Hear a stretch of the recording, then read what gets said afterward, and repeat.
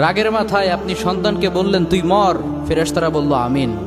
তোর ভবিষ্যৎ অন্ধকার, ফেরেশতারা বলল আমিন। রেগে মেগে আপনি আপনার মেয়েকে বললেন জীবনেও তোর কপালে স্বামীর ভাত জুটবে না, ফেরেশতারা আবারও বলল আমিন। আচ্ছা, আপনি না সেই ব্যক্তি যে তার নিজের জীবনের চাইতেও সন্তানকে বেশি ভালোবাসেন?